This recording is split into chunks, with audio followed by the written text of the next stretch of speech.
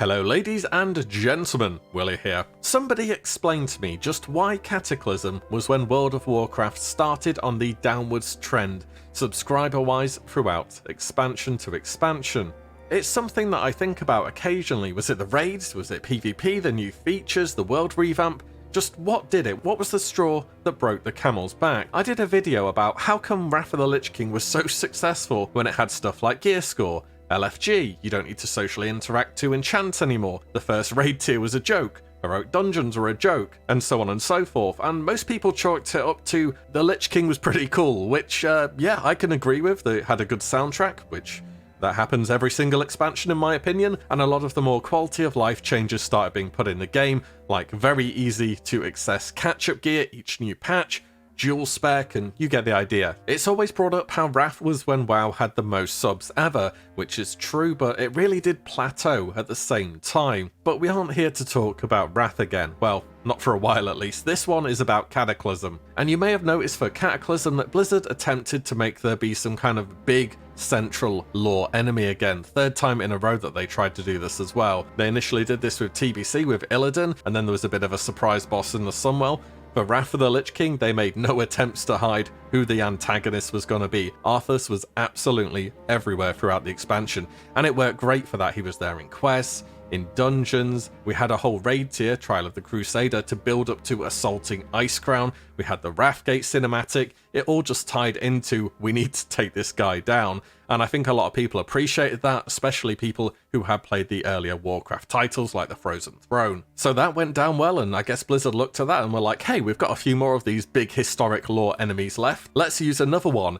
And in Cataclysm we had Big Daddy Deathwing, who didn't quite live up to the expectations set by his two predecessors, especially not Arthas.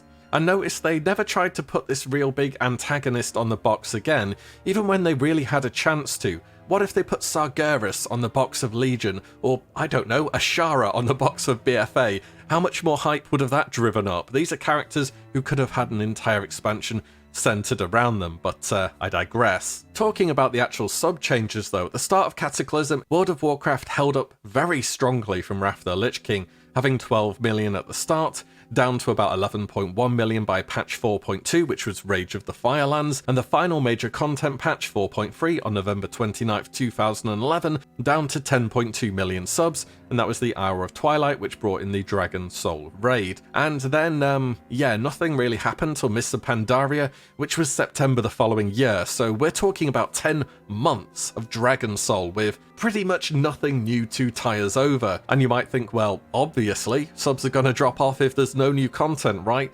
Well, actually, we had no exaggeration, one entire year of ICC back in Wrath of the Lich King. Okay, fine, we did have Ruby Sanctum, but come on, Ruby Sanctum really feels like one of the most forgettable raids there has ever been in World of Warcraft. So what else big changed in Cataclysm? One thing that comes to mind is we lost our 1 point equals 1 talent tree system. Honestly, I think they kind of had to change it. Imagine if we were in Legion with 120 levels and 110 talent points to spend. There would just be so much insignificant filler stuff between the actual cool abilities in there. It'd start to look like some kind of Path of Exile talent tree, and I don't really think that works for World of Warcraft. In fact, what they tried to do was get all those little percentage bonus increases and just extra damage points and put them into your character's mastery, so then the talent trees could be filled with stuff which are actually exciting. What they actually did with the talent trees though is essentially force you to arbitrarily spend a certain amount of points in your main tree before you can branch out to another, which severely changed the dynamic where you're able to very freely spread your talent points throughout all different trees, and whilst on one hand it makes things easier to balance for Blizzard, on the other the players are pretty much stuck with very cookie cutter builds, which you could argue was the case before Cataclysm. I mean, just look at Classics now, you can probably tell me all of the relevant specs that your class has off the top of your head. And for myself playing a Warlock and my standard raiding spec, I know I have 2 talent points free to basically spend between some different things, but by and large everything is set in stone already. Raiding in Cataclysm was now 10 or 25 man heroic, which is a carry on from the changes made in Icecrown Citadel towards the end of Wrath of the Lich King, and the raiding was genuinely really hard, especially on the first tier, and I really believe Cataclysm had one of the best, if not the best, opening tiers of raiding in World of Warcraft's history. Well, at least that I experienced. Bastion of Twilight, Throne of the Four Winds, and Blackwing Descent. There was an absolute enormous amount of content, variety, differing difficulty, and raid environments that you could look into, as well as introducing world-first raiders to secret bosses, like Sinestra found at the end of Bastion of Twilight. Firelands was also a really great raid in my opinion. I even liked the Molten Front outside of it. I thought it was very fitting for the theme it was trying to capture,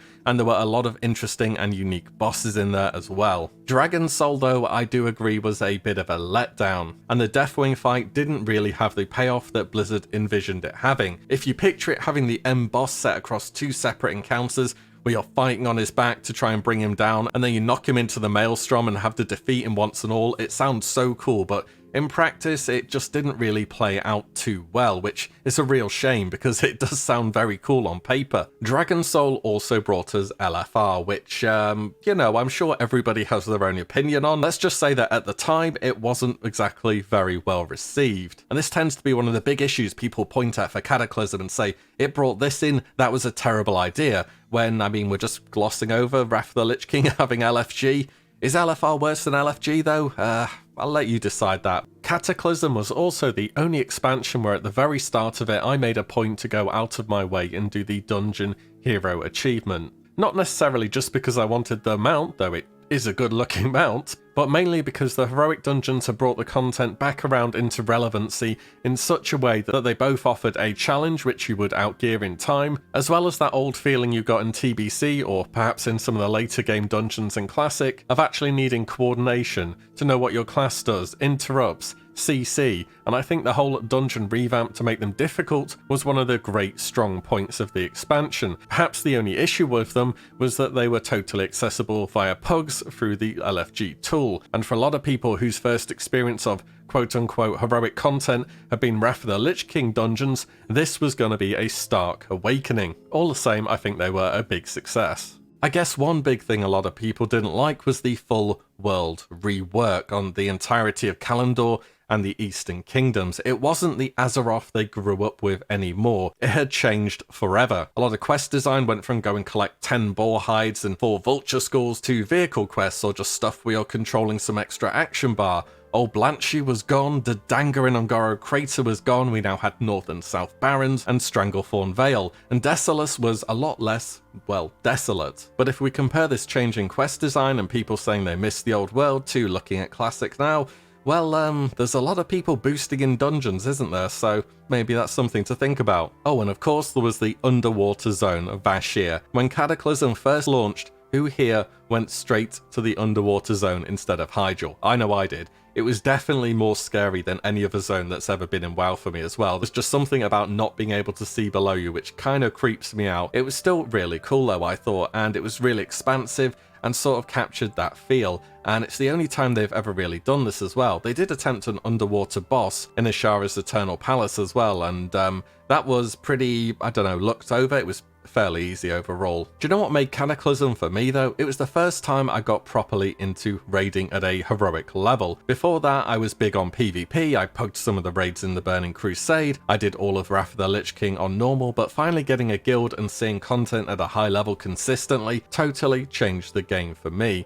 Maybe that's why I see it so favourably. As we've seen with Classic, we can't truly see the game as it was back then, because we are different in how we approach games these days. All the same, if, and this is a big if now, if we ever get to Cataclysm Classic, imagine that. Do you think you'd see a really high clear rate on the heroic raids? There would still be fights like Spine of Deathwing where min-maxing just wasn't something you did occasionally, but it was a requirement to get the kill. And I moved away from PvP in Cata and I've never really looked back on it since. Maybe World of Warcraft was a victim of the time back then. It had been out for 6 years by that point. If you wanted to go and see what the MMO hype was all about, you had probably dipped your toes in it by that point in time. MOBAs were quickly becoming the new online go-to game, with Dota 2 already being out for some time, and League of Legends releasing in October 2009, a solid year ahead of Cataclysm. And even over the past few years, we've seen more of a shift from MOBAs over to Battlegrounds. I guess that it's true that no king rules forever. I really don't think WoW started to have some issues till Warlords of Draenor. I even played the majority of Mists of Pandaria. I thought Throne of Thunder was great. I even liked Siege of Orgrimmar and the Timeless Isle. But about Cataclysm, there are definitely some goods and bads. Did you play it then? How long had you been playing prior to the expansion as well, and what issues did Cataclysm have for you, if any? Why do you think it was the start of the real consistent reduction in subscribers throughout expansions? Well, I guess that's been the case until Shadowlands, which appears to be putting on a pretty positive trend as for the game moving forwards, which is always good to see. Well, that about wraps it up then. Do let me know your thoughts on it all. Thank you all so much for watching and listening in, and I'll catch you on the next one very soon. If you like what you see, do give the video a like and subscribe, as there will be plenty more to come. Thank you guys all so much for watching, and I will catch you in the next one.